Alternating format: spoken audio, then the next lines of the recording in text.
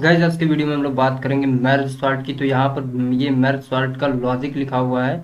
तो मैं यहाँ पर फटाफट से इसका नाम लिख देता हूँ। ये है बेसिकली मैर्ज सॉर्ट। ओके, तो हम लोग यहाँ पर आज हम लोग देखने वाले हैं मैर्ज सॉर्ट को। तो बेसिकली मैर्ज सॉर्ट का कॉन्सेप्ट ये होता है कि हम किन्हीं भी दो एरेज को एक आपस में जोड़ते हैं। तो यहाँ पर जैसे एक ए नाम का एरे दे रखा है, ए वेरिएबल जिसमें कि एरे की वैल्यूज स्टोर हैं। तो इसमें टोटल कितने एलिमेंट है? 3 है, 10 20 50। तो 3 एलिमेंट, तो इसलिए एम की वैल्यू कितनी है? 3।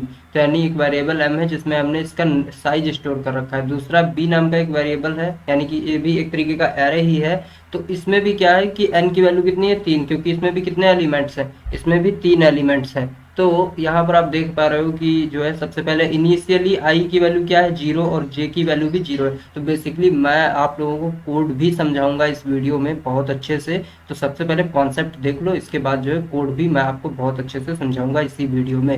एंड तक बने रहो, फटाफट से देखते। तो फर्स्ट इटरेशन में क्या होगा मैर्ज सॉर्ट में?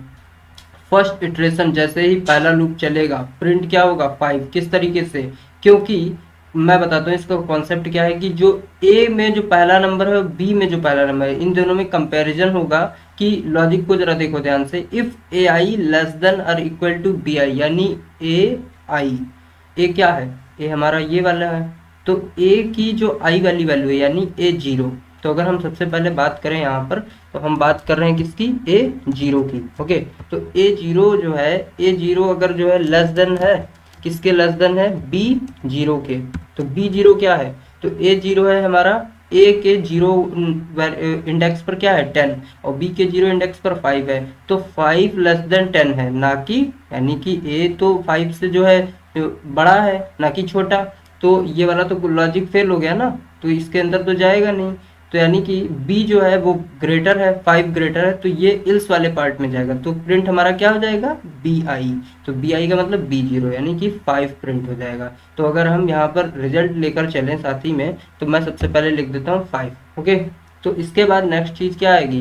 नेक्स्ट चीज़ आएगी कि लॉजिक के अकॉर्डिंग फिर से ये चेक करेगा कि अब 5 तो प्रिंट हो गया। ओके, 5 प्रिंट हो गया। तो देखो फर्स्ट इटरेशन जो पहला इटरेशन चल गया, तो 5 प्रिंट हो गया। अब जे की वैल्यू क्या हो गई? जे की वैल्यू हो गई 1, क्योंकि आई तो चला ही नहीं, जे चला ना। तो जे की वैल्यू कितनी हो गई? 1 हो गई। तो जे की वैल्यू 0 से हो गई 1।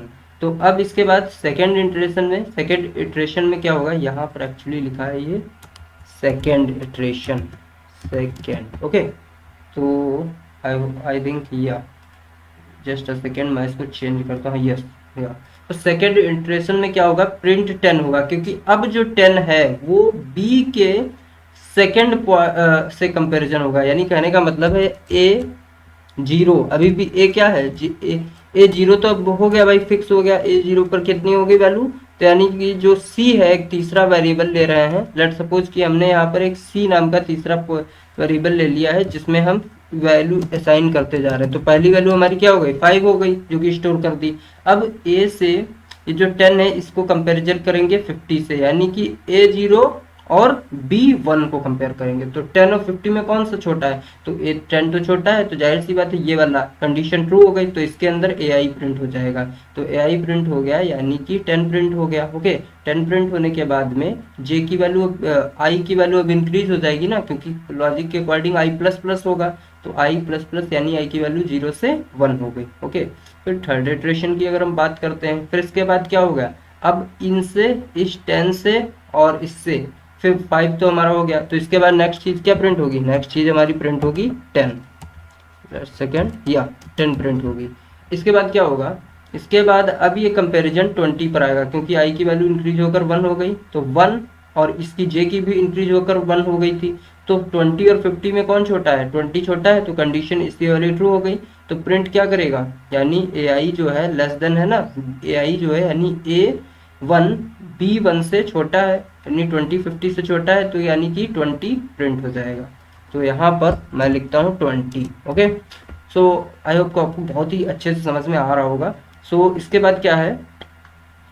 इसके बाद जो ये वाला जो है, अब क्या बचा? अब यहाँ पर थर्ड इटरेशन में देखो 20 प्रिंट होने के बाद आई की वैल्यू फिर से इंक्रीज होगी। आई की वैल्यू कितनी हो गई? आई की वैल्यू 2 हो गई। तो अब 2 हो गई आई की वैल्यू, तो 2 पर इंडेक्स पर क्या है? 50, 0 1 2, तो 2 इंडेक्स पर 50 है। तो अब देखो, लेकिन ये बी वाला इंडेक्स कहाँ पर है अभी, 0 1, अभी 1 पर है ना, ये तो बढ़ा नहीं अभी। तो 50 और 50 में कंपैरिजन होगा। तो जो ध्यान रखो कि अब जैसे मतलब ये जो 50 है, तो जो ऊपर वाला 50 है, ये वाली एक और कंडीशन क्या है, ए आई की वैल्यू अगर लेस देन अगर बी आई है तो भी प्रिंट कर दो इसको, अगर ए आई की वैल्यू बी आई के बराबर है तो भी हम ए आई को ही प्रिंट करेंगे। ये लॉजिक है ना, तो इसमें ए आई ही प्रिंट होगा, यानी कि 50 हमारा प्रिंट हो जाएगा, कौन सा, ऊपर वाला। ओके, तो इसके बाद क्या है, इसके बाद ये बोलते हैं कि जो जितने भी बची हुई चीजें हैं, बाकी बची हुई चीजों को फिर से प्रिंट कर दो, यानी एक फिर से लूप चलाओ, यानी कि कहने का मतलब बाकी इसके बाद जो है बची हुई चीजों को प्रिंट करना है मेरे को, ठीक है। तो अगर मैं इसका साइज थोड़ा सा छोटा करके समझाऊं आपको, तो मेरे कहने का मतलब कुछ इस तरीके से है, जस्ट सेकेंड, या तो ये लॉजिक हो गया। इसके बाद मतलब जितनी भी बची हुई चीजें हैं, वाइल ए के लिए भी चला दो लूप, और ए के लिए भी एक लूप चलाना है, और एक बी के लिए चलाना है। तो ए में तो भाई सारी प्रिंट हो गई ना, हमारी जितनी भी वैल्यूज थी। अब बी में जितनी भी थी, बी अरे में जितनी भी है, उनके लिए लूप चलाना होगा। तो अब इसको थोड़ा सा उससे समझ